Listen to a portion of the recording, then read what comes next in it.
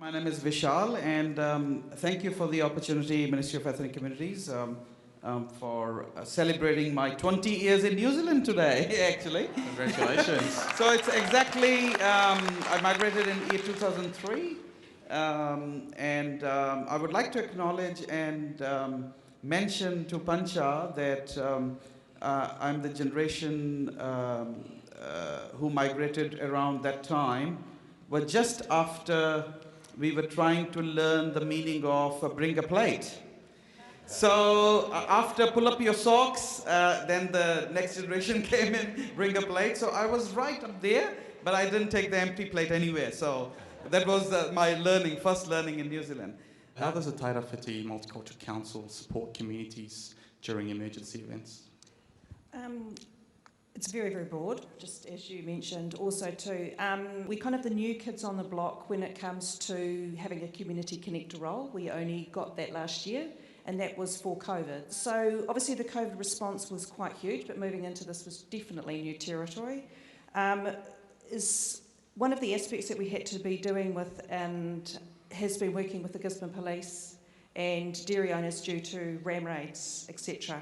Obviously, when we went into the cyclone mode, we had a situation where we had no power, we had no Wi-Fi, we had no forms of communication. The only way we could communicate was to visit people.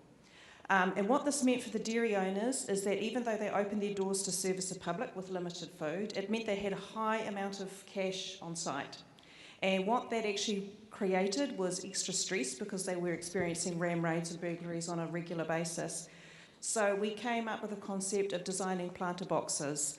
And so we had 17 planter boxes which were very, very kindly made by Mitre 10 Gisborne and Tairāwhiti Multicultural Council. We independently sponsored this because we didn't want the dairy owners to have more pressure. But what it actually highlighted when we went into the cyclone was because there was no alarm systems as well, that left out dairy owners, like I say, extremely vulnerable. So within the planter boxes were made within 2 days. We had them on sites to be barriers, to be more of a beautiful bollards, probably the best way to describe it.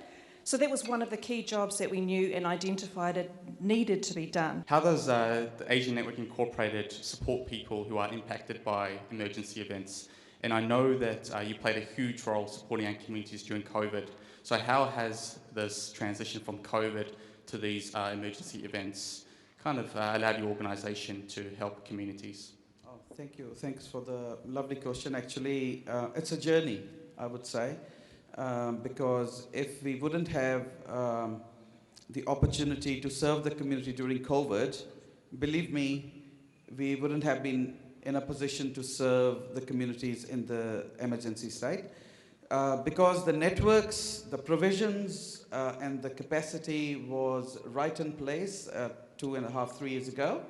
And that has enabled us to respond to the emergency situations, especially the weather situations in Auckland. We kind of placed ourselves and responded in the crisis since COVID. I think one of the best things that we had was get the community connection services, but also we already having the infrastructure of Asian helpline that we provide in Mandarin, Cantonese, Thai, Vietnamese, and Hindi, and Japanese as well, so English, obviously, nationwide. So that's become a one point of contact for a lot of people who do not speak English. So we have, over the last 3 years, our helpline was tripled. Imagine the needs of our community and desperate situations like that. What are the barriers or specific needs of ethnic communities during these times specifically? So we know that access to translated materials, financial support, culturally appropriate accommodation and food, interpreting services and others, people know of. So what are some other things that you have seen or experienced during this time? You have already covered 4, okay?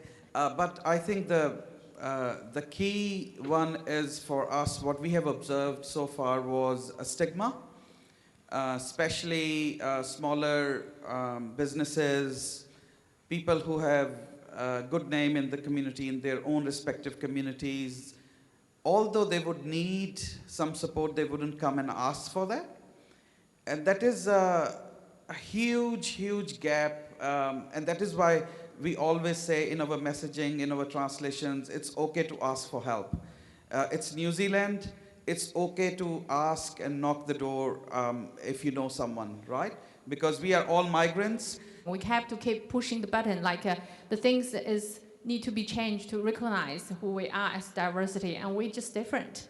And different is good. Like Mervyn says, there's one size fits all is not working.